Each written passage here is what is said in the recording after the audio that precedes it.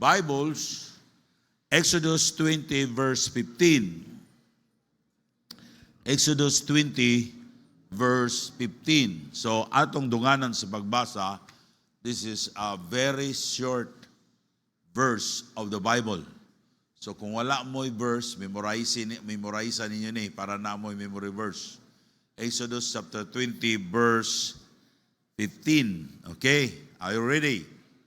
Ready? Read. Thou shalt not steal. Okay, let's pray. Our Heavenly Father, salamat Ginoo nga imong makatawhan, nagbalik sila bisan sa kainit Ginoo sa panahon, but Ikaw Ginoo naghatag nila kadaugan. Lord, I know that they're longing for a spiritual blessing ning tana sa kahaponon karon. Lord, tabangin sila, open their hearts and their mind, O God, nga sila Ginoo mabubuan sa panalangin nga gikan sa imong pulong. Lord, help me to deliver thy message. In Jesus' name I pray. Amen. Daghang salamat. Panlingkod mo palihog. Ang atong mensahe karon, do not steal. Do not steal. Ayaw pagpangawat. Now, our goal to every member of this church, there is a Pigarangan, Bible Baptist Church, after you got saved, first, nga mausab ang inyong kinabuhi. Mausab ang atong kinabuhi. Para mahimo ta nga panalangin kahayag ngadto sa uban. Nga magkinabuhi ta nga balaan. Wa ta magkinabuhi sa bisyo, wa kita magkinabuhi di sa sala, no? Nagkinabuhi ta nga Dios nun. And that's our goal to every church members. Ako nang gibalik-balik sa atong mga church staff sa ilang personal discipleship nga ilang tunuan ang matausa, inaagi sa pulong sa Ginoo nga pagkinabuhi nga balaan. Second, ma-involve sila sa pagpangabi ug galag. That they will realize the importance of winning souls. Aduna sila desire sa ilang mga minahal sa kinabuhi nga maluwas. Nga ilang matudluan sa pulong sa Ginoo, sa paagi sa Diyos, how to be saved. Pinaagi lang sa pagtuo, pagdawat ni Jesus Christ nga iyang maluluwas. Na third, they can give sacrificially. Nga ang matag usa kanato, dili ta kuripot diya sa buluhaton sa Ginoo. Because we know ang paghatag mo'y paagi sa Diyos nga kita iyang panalanginan. Fourth, they will be blessed by God. Nga matag-usa panalanginan sa Ginoo financially. That's our goal. That's our prayer sa matag-usa nga i-bless ta sa Ginoo para mahimutang blessing sa uban. Now, we cannot be a blessing to others unless we are blessed by God. But God cannot bless us unless we followed God's principle. Unless we obey God ni sunod to sa Ginoo. Now sa atong gibasa diri nga verse, do not steal. It is the 8th of the 10 commandments of God. Ikawalo ni sa napulo ka sugo. Dili mangawat. Ang Dios iyang gidumtan ang taong kawatan.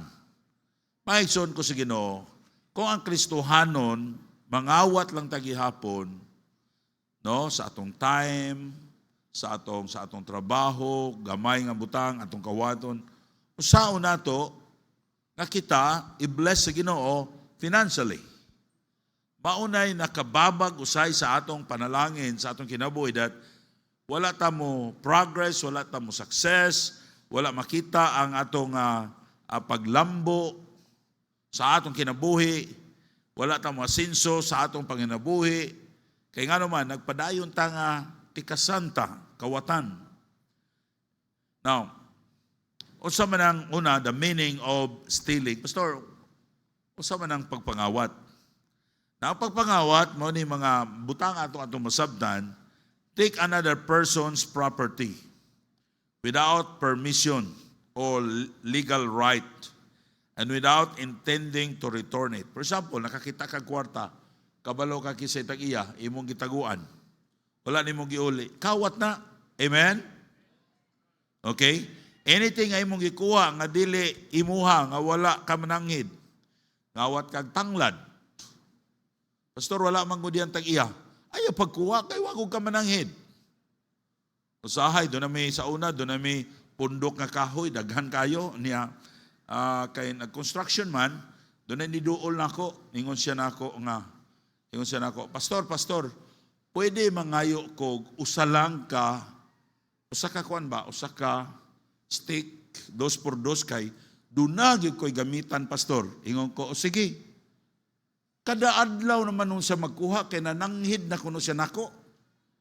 Hapit na guro sa kabulan, magkuha lang yapon siya. Ingon ko nga, usara maimong giingon. Iniglakaw na ko, ingnon niya nananghid na ko ni Pastor, tiaw mo ka na. Mga igsoon ko sa Ginoo, if you are a Christian, kanang atong dili pag-undang sa atong pagkakawatan, maunay babag sa atong panalangin, nga di ta panalanginan sa Ginoo. Amen? Nangawat kang sabon, mga Bible student. Ha? Bahalag baho mo, basta di mo kawatan. Umot mo kayo, niya pareha mo baho tanan. Niya mo limod pa ka, gisabon ni mo akong sabon. So, wala oy.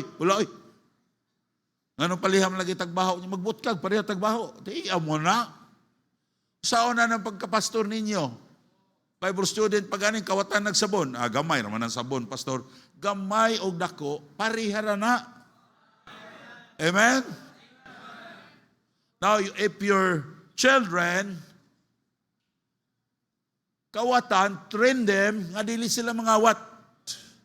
Teach them, punish them, talk to them, share them the Word of God. Ay pa ina, may na akong anak, abtik yun. Kunya, budak ko ng imong anak, ingon na, kasiguro ka nga, i-bless na sa Ginoo. We are Christian, but ang atong kinabuhi, wala nato gipahuuyon diya sa Ginoo. And that's the reason why lisod ta mo asinso. That's the reason why nga dili ta i-bless sa Ginoo. Mga Kristohanon, dapat kita matinud-anon.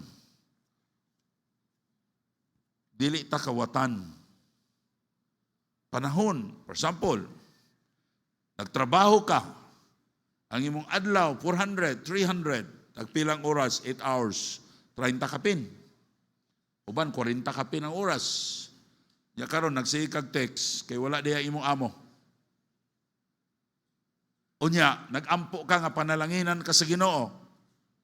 Pag wala ang amo, di ka mo trabaho. Maglingkod-lingkod ka. Amen? Pag hinay-hinay ka. Maingon ka, paspas nagtrabaho, parihara magyapon atong sweldo. Ang tinuod na tong amo, tuwa sa langit. Makakita siya nga, ikaw na ningkamot ka para nagtrabaho ka para niya, God is going to bless us. Now, Christian, I'm preaching about this because kita nga mga Pilipino, sometimes murag okay ra nato ang mga gagmay mga butang.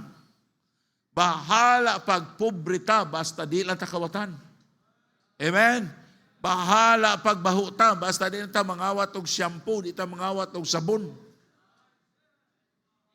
I'm not joking. Wala ka dili nito tiaw ako, kanang mangawat og sabon. Kanang mangawat og shampoo. Now, doon ako'y mga pipila ka mga Bible student din nga ako pa ning pag-istoryahon. Kabantay mo, nag-ingon ko sa graduation, sa atong anniversary, mag-long sleeve. Salamat ko ninyo mga Kristohanon, inyong gisuot ang pinakagwapo niyong long sleeve. Pero doon yung mga Bible student na mag-long sleeve. Doon sila, basig wala siguro yung long sleeve, Pastor. Ay, nangitag paagi, alang-alang naman. O ang long sleeve, mudagan ninyo, pag-ano nyo, musulod lang long sleeve din na. Tiyan mo na? Now, how you could be a blessing to others if you are not listening and obeying the Word of God. Now, kung nanata sa ministry, unya, di nato sundo ng pulong sa Ginoo. Why, pag muuli na lang mo sa inyo. Kung dili mo mutuo sa pulong sa Diyos. Amen? The Bible student, I am not joking about this. You need to obey the Word of God. Dahil bisag sabon, di mo mangawat. Bisag shampoo, di mo mangawat. Ano ba rin mo, Pastor? Wagi ko shampoo, Pastor. Tagaan ta kag shampoo. bagay ko'y sabon. Ingon sila nga namay mong sulod sa simbahan, pastor, nga baho kag ilok. Kamu mga bata, di mo masig dagan-dagan. Na init kayo, di mo sulod mo petimbahua kay luoy ng uban.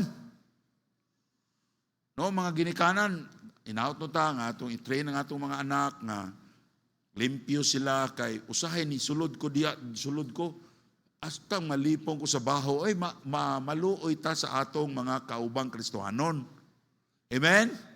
Akong giingnan sila nga bisitahan lang to ninyo kay baho man tong ilok, tagaan ninyo deodorant.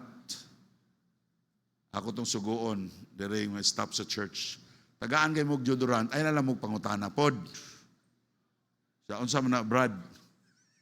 Ayaw nagkauna, ibutan na sa ilok. Amen? Ha? Sa pod ka mo. Nga nang limaho kayo. Now, di naman tayo nga, sa mga pastor, ako mo kay dato mo. Di man, sabon ra mo, bitang tagaan mo sabon o tagaan to life o sa may gwapo nga sabon nga di malimaho. Safeguard. Safeguard. Taga ito safeguard ha. Taga ito deodorant ha. Kung taga ito sabon para labhan niya sa nina. Kay pamilya ko ta. Amen? Pero di lang mga awat. Bati apo kaya ng mga awat. Oy, no, di na nakabubuton sa Ginoo kung mga awat ka. Dili na mo ikabubuton sa Ginoo. No? Okay, number 2. The punishment of stealing in the Old Testament. In Leviticus chapter 6, verse 5, and the Lord spake unto Moses, saying, if a soul sin and commit trespass against the Lord, and lie unto his neighbor, and in the which is delivered him to keep, or in fellowship, or in a thing taken away by violence, or hath deceived his neighbor, or have found that which is lost, and lied concerning it, and swear it falsely, if any man all this, that a man do it sinning therein, then it shall be because he hath sinned and is guilty, that he shall restore that which is took violently away, or a thing which he hath deceitfully gotten, or what he has delivered him to keep, or to lose thing which he found, or all that he about what he had sworn falsely, he shall even restore it in the principal, and shall add fifth part from thereto, and give it into him to whom and appertain it in the day of his trespass offering. Now, if a soul sins and commit a trespass against the Lord, ingawat nimo, kawatan nimo ang Diyos, pagamuhatag sa imong tithes, multahan ka og fifth part, pila man na, 20%, na makaka sa imong silingan, na doon ay nawala, niya, ikaw nakakita, wala pa nimo nagikawat, nahulog lang ba? Nahulog, no? Nalitan, doon na sa relo, doon na sa kwarta, nahulog. Doon yan, ikaw nakakita. Kawat magyapon eh. Ewa man nimo giuli. Niya, pagkahuman, na makakan, siya, ako kakita. Masaptan ka nga, ikaw nakakita, iuli nimo ang principal plus 20%. Okay, in Exodus chapter 22, verse 1. If a man shall steal an ox or a sheep, and kill it or sell it, he shall restore it 5 oxen for an ox, and for a sheep, for a sheep. Kung ngawat kag ox, ngawat kag baka, imong gikaon, imong gibaligya, so times 5 nimo, iuli nimo sa tag-iya. Ha? Times 5. Kaya mo maging gikawat. Pero nakakita lang ka, niya imong gikuha, imong gitaguan niya, wala imong gitugan sa tag-iya, 20% trap ang kapital o plus 20%. Pero imong gikawat gyud, ipauli sa imo, no? Restore mo 5 oxen times 5. Okay? And then Exodus chapter 21 verse 16. And he that stealeth a man, ngawat kag tao. Isod kawato ning tao, no? And sell it him, or he found him, kasi una mga slave, pwede na ibaligya. Ang tao pwede ibaligya.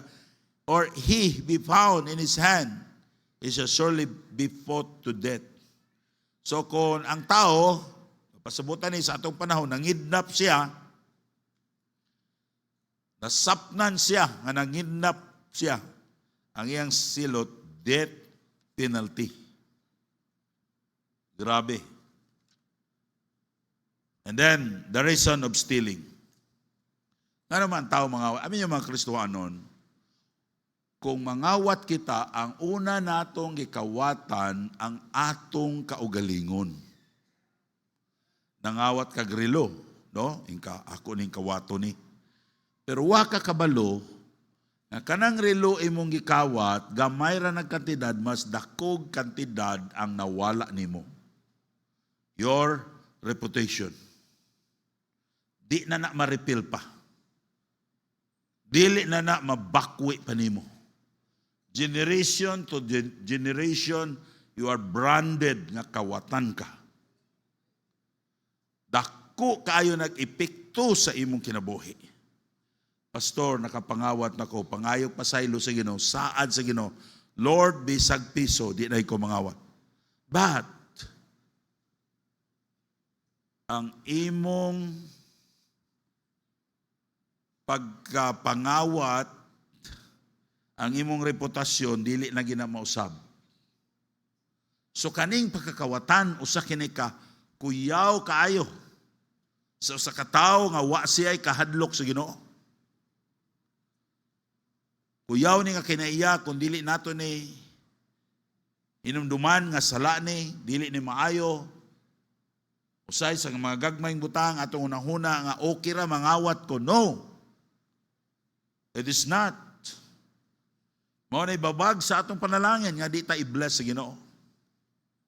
Una, mga reason sa pagpangawat. The reason of stealing. Una, ingon ta tungod kay pobre ko, munang mangawat ko. In Proverbs 19, verse 22, the desire of a man is his kindness, and a poor man is better than liar. Ang pobre nga tao, mas maayo pa kaysa taong butbuton, sa taong kahawatan. Muna bahalag pobre ta, basta di lang ta kawatan. Amen? Moabot ng panahon nga i-bless ka sa Ginoo. Bisan tuod kung lisod ka, yung kasi mga anak, di yun mo mangawat anak. Bahalag anak kung pobre ta. Basta ayaw lang yung pangawat anak. Maabot rin panahon nga i-bless ta sa Ginoo. One of our missionaries, nag-testimony siya. Or kaiyakon ko siyang testimony. Yun siya, sa bata pa ko, gibiyaan mi sa akong papa. Ang akong mama og akura. Walay trabaho ang akong mama, masakiton pagyud. And one of the teachers sa mga bata ang tudlo og extension class mo bisita sa ilaha, the old woman. Og mo paghatag nilag pagkaon. Og ang iyang mama mo sulti gyud, sige anak, bahalag ingon ani ta anak, magtarong ka sa imong pagkakristohanon. His mother, sige na sila simba, sige, ingon siya, ang isa, anak, magtarong lang yung ka, anak. Kanya one time, ingon siya, ang among gipuyan nga balay, ni kusog ang ulan, nagbagyo, nilupad ang ilang balay. O ang iyang mama, kuyog niya, duro niyang iyak, kunya gigako sa siyang mama, ningon niyang mama, anak, magkanta lang ta. Ikantahan sa siyang mama. Igsoon ko sa Ginoo, that's the reason why the child, he became a missionary. Trabaho sa para sa Ginoo. Because of his mother taught him to be straightforward. Nga bisag pobre sila, di sila mangawat. Kung daghang mga tao ganahan niya, ano man, natudluan siya nga di siya mangawat. How about your children? Imo ba siyang itudluan nga di sila mangawat? Kung magtrabaho sila, magtarong sila trabaho, pagpaspas og trabaho, dili kay kung why amo, kanira. Lingkod-lingkod lang ta. Pag nai amo, dagan na yun. Kung saan mo pagpanalangin sa Ginoo, kung inana, kakawatan kag panahon. Di ka magtarong og trabaho, nagnangandoy ka nga i-bless ka sa Ginoo. No, you are not. God will not never bless you. Christian, ibutang si mo na, Lord, gusto ko Ginoo nga imo kong i-bless. Gusto ko Ginoo nga i-bless nimo nga akong pamilya. Lord, tabangi ko nga mahimo kong matinud-anon. But even you are poor, continue doing what is right. Time will come that God will bless you. Time will come nga ipataas ka sa Ginoo. Maabot ang panahon nga i-bless ka sa Ginoo. Ang Diyos nagunahuna sa kanato sa pagpanalangin sa matag usa kung mosunod ta sa pulong sa Ginoo. Ikaduha, kunod kay nagunahuna sila nga dili sila mahibaw-an. Kanang kawatan nganong mangawat siya kay nagtuo siya nga di siya mahibaw-an. Amen? Doon ay nangawat. Ningon siya. Duwa sila kabuok, papa ug anak. Yang iyang anak, naka-appeal man sa extension classes, ito doon nga, doon ay Ginoo magtanaw sa tanan nimong gibuhat. Ingon na yung papa dong, ikaw saka sa nangka dong. Kaya ako ito magtanaw na itaw. Buha man kasaka ang bata, kay gamay pa man, ingon siya pa, ikaw nalay saka pa. Ako nalay bantay. Isa dong, lingi sa tuo, lingi ng bata na. Why tao dong, sa wa pa. Lingi sa wala, wala. Walay tao sa wala, isa pa. Naaday tao sa itaas. Nang Ginoo. Peting, ya pa, na itaw, dagan niyang papa. Isa, may tao siya. Tuas itaas siya, buang kang bata ka. Way pang bata. Abi ninyo ka ng kawatan, di mo mahibawaan, pahibalo ka mo sa Ginoo. Maybe, nangawat ka, waka na ibaw ikaron. Ikaduwa, ikatulo. But time will come nga itugot sa Ginoo nga mahibawaan ka. Ha? Nagtuo ka mo ka ng pagpangawat o kwarta, manglungkab ka sa balay, magunsa ka, okay ra na, gamay ra ng sala, mapasailoon na ka. That kind of sin is not acceptable to God. Amen? Pastor, nangawat naman kong kwarta, pastor, na kay ako lang dili na gamay nga sala among the Christian. Amen? Para manghilo mo. Ha? Pa-Kristohanon, kung magsunod na ta sa pulong sa Ginoo, panalanginan ta sa Ginoo. In Psalm 52 verse 3 to 5, how lovest evil more than good, and lying rather than speak righteousness sila. Thou lovest all devouring words, and of deceitful tongue, God shall likewise destroy thee forever. He shall take thee away and pluck thee out of the dwelling place, and root thee out of the land of the living. Grabe nga kasuko sa Ginoo. Doon ay kapungot sa Ginoo sa mga taong kawatan. Mga anak ta sa Diyos. No, thou shalt not steal. In Psalm 50 verse 18 to 20. When thou sowest a thief, kita kagawatan, then thou consentest with him, and hast been partaker with adulterers.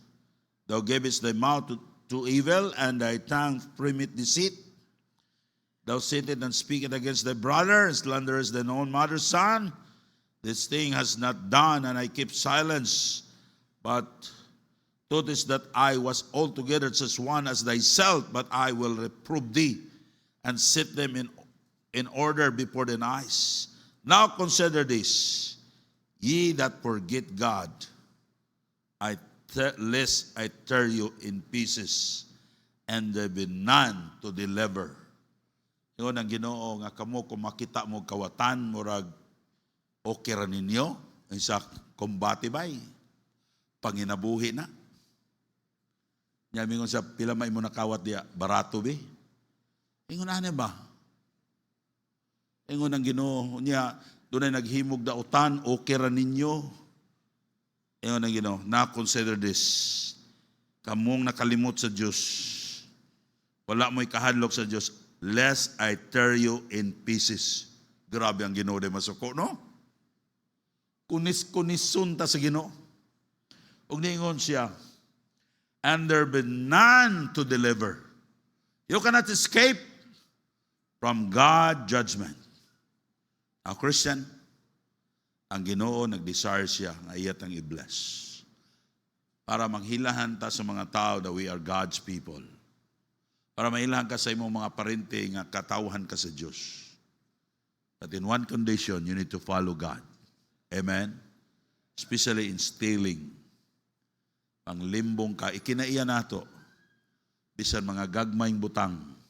Nata sa office, ayaw pagpangawat og bond paper.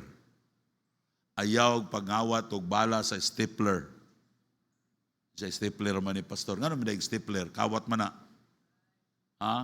Ayaw pangawat og ballpen. Kung driver mo sa SLB, kung sa nag-drive mo, ayaw gamitan ang inyong sakyanan nga mamisita mo. Ayaw nag-drakulahan ang inyong krodo. Sa mga Dracula, kanang inyong suyupon ba? Imong ibaligya. Ilista rin ka dito. Si kaglista. Pag nailigid nga bagoy, nga siya, kagusto ka sa kong ligid? Baylo ta, baylo. Katawa din kayo ka, nakakwarta ko, buwais ni. Kabugo ni mo, waka kita na Ginoo. And because of that, ang imong kinabuhi, your family, mag-anto sa kalisod, kay gitonglo sa Ginoo. Ang tunglohon na ba sa Ginoo, di na bang ikaw ra? Up to third generation. Third to fourth generation. Tiyan mo na. Pero baraha pa, pobre ka kayo. Makita sa Ginoo, maybe pobre ka karon. Abot ng panahon nga, God will bless your children and God will bless you someday because you are an honest man. Amen? Na Christian pastor, why is it pastor? Si kagwali o kanang work hard, be honest. Because we need it. Amen? We are so-called Christian, pero ang atong kinaiya, dili Kristohanon. Wala tayo kahanlok sa Ginoo. Salamat ko sa mga Kristohanon nga naningkamot mo. We are not perfect, but we are trying our best to serve our living God. Amen? Ang atong Diyos, tuwa siya sa langit, nagtanaw siya sa mata ko sa kanato. He desired to bless us, but He cannot disobey His word. Because He is a just God. Kung mahimo pa lang, panalanginan ta sa Ginoo tanan, kay gusto sa Ginoo makita sa mga tao, maluwas ang atong mga silingan, maluwas ang atong mga parente, makita niya nga ang Diyos gamhanan na atong gialagaran, nga makahimo siya pag-bless nato spiritually and materially. But God cannot bless us materially. You know why? Because God cannot disobey His word. So hinumdumin ninyo, God is very angry. So ko ang Ginoo, kung mangawat ta. Kung gusto kay bless sa Diyos, o mo mga anak, be honest. Just promise to God, Lord, bless me and my family. Lord, by your grace, I promise you, God, I will not get anything na dili ako. Kung doon ay makakita kag 1 million, unsa kaha, pila kay percentage nga imong iuli? Ang uban mo, lungkab ba mangganing? Pero salamat ko sa mga Kristohanon nga matinud-anon. I know there are lots of Christians here in our church. They're very honest by the grace of God. And I'm praying that God will bless them nga makita nila na tinuod yun ang pulong sa Diyos and your children will be blessed by God. Kaya ang Diyos, wala siya natulog, mata ang Ginoo, nakakita siya. Just question yourself. Kung makakita ka ko karug usa ka bag nga kwarta, pila ka porsyento sa 1 to 10 nga imong iuli? Ngungon ka, kamulay tubag. Adi na ko iuli, oy. Mao na. Pero may ka, Lord, by your grace, I will return it to the owner. Because I know God, bisan pa og lisod ko, but you can provide me a better future for me. Kay tinuod ko, kay tinuod ka nga Diyos nga akong gialagaran. Doon ako nakitaan diya sa YouTube nga ang iyang trabaho, magsigilan siya butang og kwarta. Tanaw niya giuli ba? Iyang butang diya, gamay ra gyud kaayo nga porsyento muuli. Maigsoon ko sa Ginoo, bahala na to sila kay kung wa to sila dito sila Kristohanon. Pero kita nga mga Kristohanon nakailata nga dunay tay Dios nga gialagaran nga buhi nga Dios. Amen. So we need to train our children to be honest. If you are working, work hard. Bisag way katanaw, pintal ka, ayo kag pintal. Mingon ang imong kauban nimo, bye. Hinay-hinay lang diha kay wa bitaw atong amo diri ayo pasikat. Dili ni pasikat ako. Kani nga kuha akong gialagaran ang tinuod nga Dios. Akong gisimba ang Dios. You know, Christian, when the time will come nga dili ka mutuo sa pulong sa Dios, wait sa hukom sa Ginoo. God judgment, paabot yun sa imong kinabuhi. Whether you like it or not, whether you're doing good or bad, muani yun ka. Pero para sa mga Kristohanon na nagtuo ta sa pulong sa Diyos, we need to obey God. So, ang Ginoo, naghatag nimo warning, just obey God. Just obey, Lord, pasaylo ako. Lord, help me. Nga makahimo ko Ginoo nga ako ng tarungon ang akong kinabuhi. Amen? O daghan salamat. Ato ta sa atong kwan.